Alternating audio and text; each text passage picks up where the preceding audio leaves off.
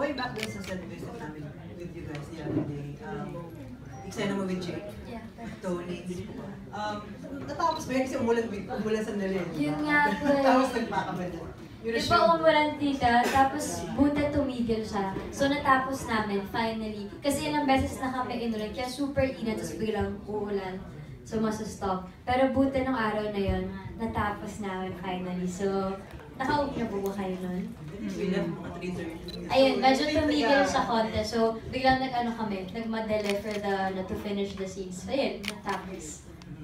And nagkasuggest ka ba sa fight director niyo? The Singaporean guy na kung paano?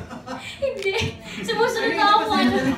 Siya talaga nagtuturo doon sa Singapore. Sumusunod lang ako, pero alam naman nila kung ano yung hanggang saan yung kaya, kung kaya pa ba. So, sila yung nagtitimpla para hindi awkward. Sunod lang. Tinuruan.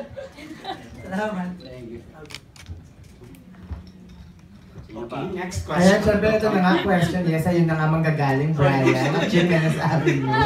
Yes, okay. Ay, nakaupo ka ngayon. Hello, dear. Hi, dear. Ito ba sa serye magkakaroon kayo ng love triangle also? And is it Tony ba yung makaka-love triangle? So far ngayon si Tony Labrusca, siya yung love triangle. Pero hindi ko alam kung magkakaroon pa ng girl or ano. Pero so far si Tony pa lang po. And how was it with, syempre bago siya and then you have to build in a way parang makitaan din nila ng chemistry. So how was it? Actually, ako yung si Tony as first timer po for prime time.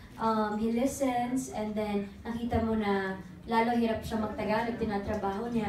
So andun yung eagerness, tsaka madali siya katrabaho. Kaya, ayun, okay naman. Tinutulungan namin isa't isa sa set and grabe rin yung respeto niya kay DJ and sa amin, and sinasabi nga niya na masaya siya kasi nakasama siya sa Laluna. So yun, abangan niya yung character niya kasi magiging malaking parte siya sa buhay ni Malia. And minsan kasi yung support ng fans sometimes parang lumalampas as expected. Like may mga cases wherein some scenes are being preempted because labas sila ng labas ng pictures, labas sila ng labas ng videos. How do you react about it? And how do you contain your fans na wag naman in support?